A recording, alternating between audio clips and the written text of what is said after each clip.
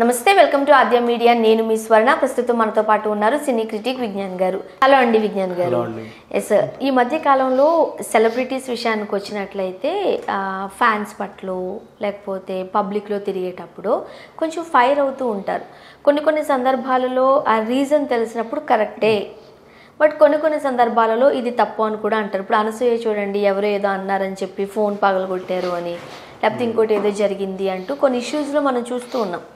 ఇప్పుడు సంయుక్త మీనన్ కూడా ఒక ఆకతాయి చెంప పగలగొట్టింది, మనకు అక్కడే తెలుస్తుంది ఆకతాయి అంటే ఏదో చేశాడు అని, రైట్? కొంతమంది దాన్ని సమర్థిస్తున్నారు, కొంతమంది ఇట్స్ ఓకే ఉంటుంది, పబ్లిక్లో నువ్వు సమయం నువ్వు పాటించాలి, నువ్వు సెలబ్రిటీవి కదా, ఇలా కూడా మాట్లాడుతున్నారు. మీ వెర్షన్ ఏంటి? ఈ అమ్మాయి యాక్చువల్గా చూస్తే ఇంత ధైర్యవంతులు నేను అసలు అనుకోలే. సైలెంట్గా ఉంటుంది.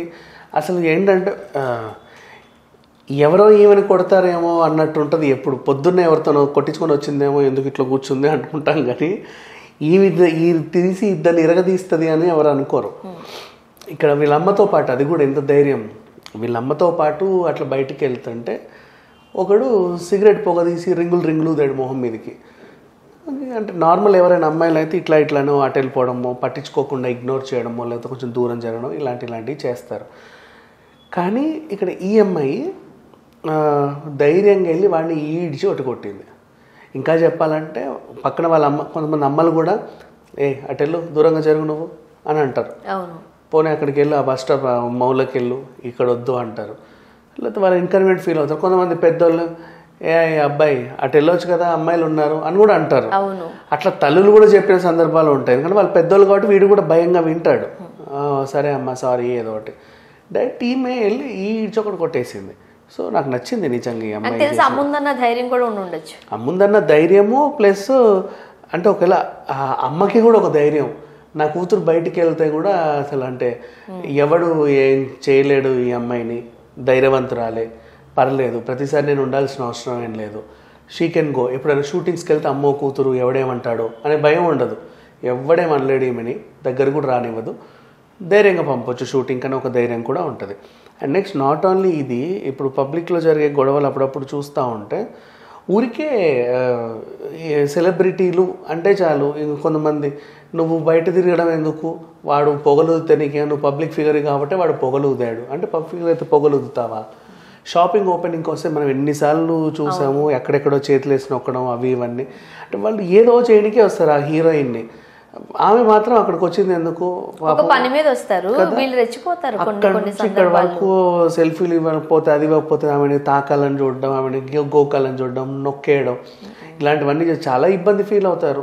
సరే ఈమెనే కాదు, మొన్న రీసెంట్లీ షర్మిల విషయం కూడా, ఆమె ఇంటి నుంచి బయటకు రాగానే పోలీసు వాళ్ళు ఆమెను పట్టుకొని లోపలేసారు. నన్ను ఎందుకు అడ్డుకుంటున్నారయ్యా మీరంటే, మీరు బయటకు వస్తే మాకు లా అండ్ ఆర్డర్ సమస్యలు ఉన్నాయి, మీరు లోపల ఉండండి. నేను ఎందుకు లోపల ఉంటాను, నేను ఎక్కడికి, నాకు పిల్లల దగ్గరికి వెళ్తా, షాపింగ్కి వెళ్తా, సూపర్ మార్కెట్కి వెళ్తా, నా ఇష్టం, ఇది నా ఇల్లు, నా కాలనీ, నేను బయట తిరగొద్దంటే ఎట్లా అంటే, నువ్వు ప్రగతి భవన్కి వెళ్తావు, అక్కడ ఏదో చేస్తావు. నేను రోజు నాకు అదే పని, ఇంకా వెళ్ళండి వదల్లా. ఆడోళ్ళు మగవాళ్ళు ఎక్కడ పడితే అక్కడ ఇట్లా పట్టేసుకున్నారు. ఈడ్చి ఒకటి పీకింది, కరెక్టే.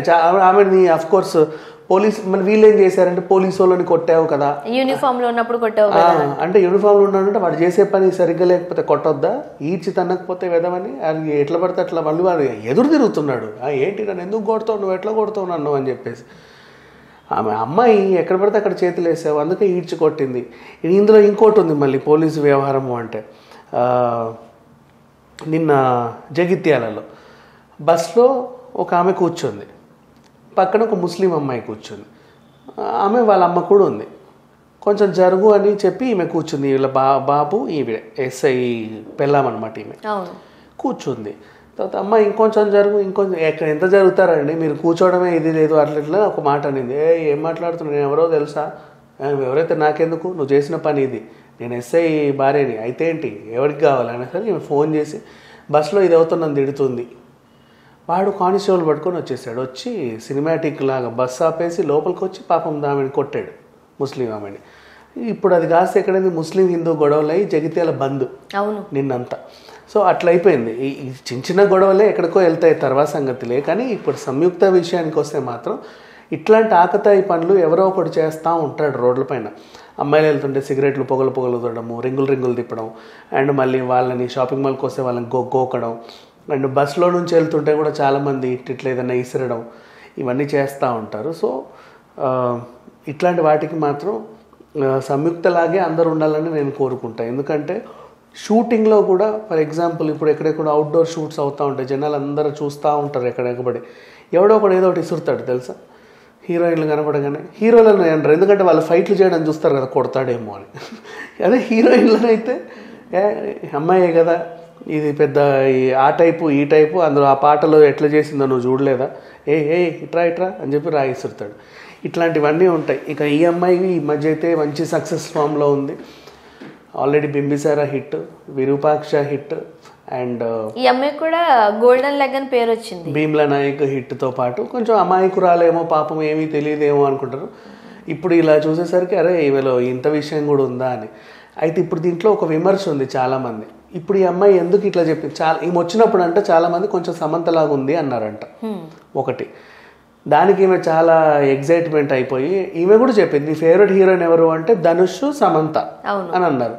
సో ఈమె సమంతలా అవ్వడానికి ట్రై చేస్తుంది. అందుకే అట్లాంటి లేడీ ఓరియంటెడ్ ఫైట్ ఉన్న సినిమాలు కావాలని డైరెక్ట్గా చెప్పక నేను చాలా ధైర్యవంతురాలని, మొన్న వాడిని కొట్టాను, అక్కడ వీడిని తన్నాను, వాడినైతే కొట్టాను, వీడిని లేపి ఎత్తేసాను అని చెప్పితే ఏదన్నా ఇంటర్వ్యూలలో ఎవడో ఒక డైరెక్టర్ చూసి అరే ఈ పిల్ల ఉంది కదా మనం మంచి బ్రూస్లీ లాంటి సినిమాలో ఈవెన్ పెట్టుకుందాం అని చెప్పేసి అనుకుంటారేమో అన్నట్టుగా స్టంట్ ఉపయోగించిందని కొంతమంది అంటున్నారు. మంచి వాళ్ళు ఏమంటున్నారంటే ఈమె అలా చెప్పడం వల్ల ఇంకో 4 అమ్మాయిలకి స్ఫూర్తిదాయకమైంది. ఎవడైనా రోడ్డు మీద ఏడిపిస్తే వెళ్ళి 4 పీకండి, ధైర్యంగా ఉండండి అనేసి చెప్పుకున్నట్టుగా తెలుస్తుంది. అండ్ ఈమె కూడా ఇందాక సమంత టాపిక్ వచ్చింది కాబట్టి ధనుష్ ఈమె 10th క్లాస్లో ఉన్నప్పుడు ఆయన సినిమా చూసి ఇన్స్పైర్ అయ్యింది అనమాట. అబ్బాయి ఈ హీరో ఎంత బాగా చేస్తున్నాడు, నా ఫేవరెట్ హీరో అన్నట్టుగా ఇన్స్పైర్ అయ్యింది. అట్లాంటి హీరోతో ఈమె సార్ సినిమా చేస్తుందని ఈమె అసలు ఊహించలే. అది నాకు నిజంగా చాలా సర్ప్రైజ్ అని అనింది. అది చేసింది కొంచెం చిన్న పాత్ర అంటే తక్కువ నిడి ఉన్నప్పటికీ కూడా మంచి మార్కులు వచ్చాయి. అవును, దాంట్లో కూడా మళ్ళీ విమర్శ ఉంది. జనాలు ఏమంటున్నారంటే ఓహో సమంత పేరు చెప్పింది, ధనుష్ పేరు చెప్పింది, ధనుష్తో నటించినందుకు హ్యాపీగా ఉందని. అంటే సమంతతో కూడా ఒక సినిమా చేయాలనుకుంటుంది ఈమె, భలే తెలివైంది అని ఇంకొంతమంది అంటున్నారు. బట్ ఇది ఎప్పుడైనా సరే ఇంటర్వ్యూలా చూసి వాళ్ళ మనోభావాలు వాళ్ళ భావాలు ఏవైతున్నాయో మనం అవి అంతవరకే అర్థం చేసుకుంటే మనకు అన్నీ నీట్గానే అర్థమవుతాయి. మనమే కొంచెం వంకర్ తింకర్గా అర్థం చేసుకుంటే అని వంకర్ తింకర్గానే అర్థమవుతుంది. ముఖ్యంగా ఫ్యాన్స్ కావచ్చు, లేకపోతే అభిమానం అనే పేరుతో ఎలా పడితే అలా బిహేవ్ చేస్తే నాకు తెలిసి ఇలాంటి దెబ్బలు తప్పవేమో. అవును, నెక్స్ట్ కూడా ఈమె అల్లు అర్జున్ సినిమాలో బుక్ అయినట్టుగా కూడా వార్తలు వస్తున్నాయి. సో మేబీ మెగా హీరోలందరినీ కవర్ చేసేస్తుందేమో చూసి పవన్ కళ్యాణ్. ఇలాంటి టైంలో పెద్ద సినిమాలు చేస్తుంది కాబట్టి కాస్త తలకి పొగరు ఎక్కువయ్యి ఇలా బిహేవ్ చేస్తున్నారని కూడా అంటారు.